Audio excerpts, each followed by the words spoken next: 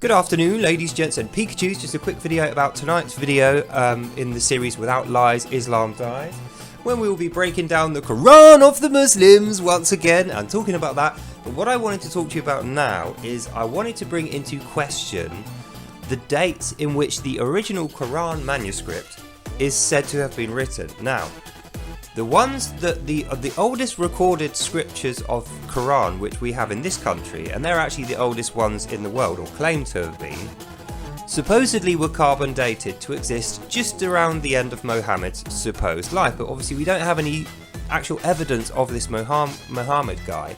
So they're putting these speculations together with writings of Imams, which in my view are biased and don't have any factual evidence behind them. But the other thing you have to consider is other researchers completely disagree with that carbon dating process, because there was far too few carbon particles on it to really have an accurate reading. And actually, when you look at the writing, the actual script of the Quran writing, and you liken it to other Qurans in other parts of the world, like there's a lady in Paris who is like one of the most foremost experts of Quran research, and she is absolutely clear when she says the one in Birmingham is far newer than what they say. She says it's at least 2 decades newer, and we know this because the lettering of the writing, the way that it's written and the language used, wasn't used back then. It's much more recent in the way that it's been written, and the paper and the ink that's used. So I think that's more conclusive than a flimsy bit of carbon dating, which they freely admit isn't really that accurate. Like with carbon dating, it has to be a certain age. It really needs to be hundreds of thousands of years old for that carbon dating to be accurate, because what they're looking for is a particle or a substance called C14, and this builds up over time very, very slowly, where carbon is affected by radiation and kind of it like burns into the surface of something, and that's how they do the carbon dating. So for something that isn't really all that old, i.e. a Quran scripture which isn't anywhere near to being 100,000 years old, carbon dating's not a good process to use.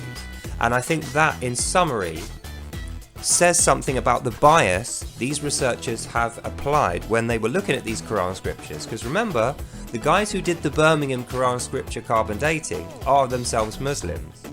So it's in their interest, and actually they're commanded to do this by Allah, to try and correct history to agree with the Quran, so they can say Allah was always right.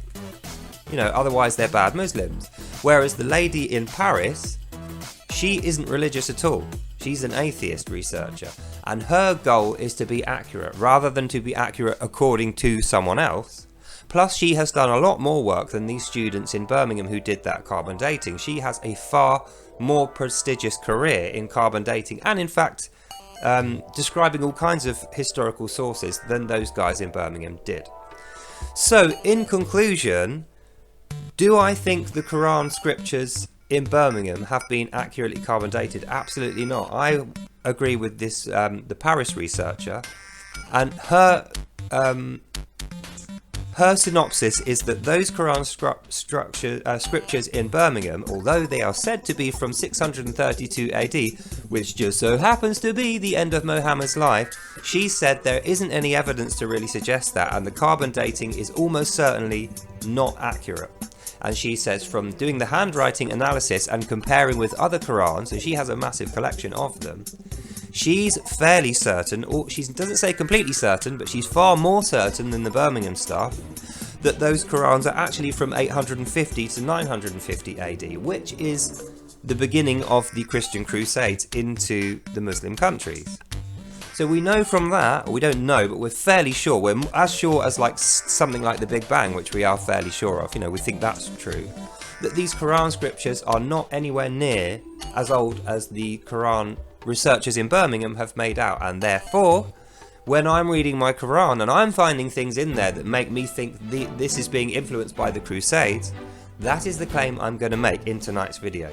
So look out for that. 4:15 this evening we'll be going through the Quran of the Muslims in Without Lies, Islam Dies, when I'm absolutely going to make the claim, even though some people don't agree with it, I'm going to make the claim that the Crusades directly influenced the Quran writings, and we can see that in the text. So we'll go through that in more detail later. But anyway, that's all for now. Hope you have a good day. God bless, and I will see you, lovely, beautiful people, in the next one. Bye now. So that's going to be an interesting one when we come along to the carbon dating of Quranic scriptures. But anyway, that's all for later, so enjoy that. I'll see you back here at 4:15. Until then, have a good day, God bless, and I will see you in the next one. Bye now. Bye bye bye bye bye.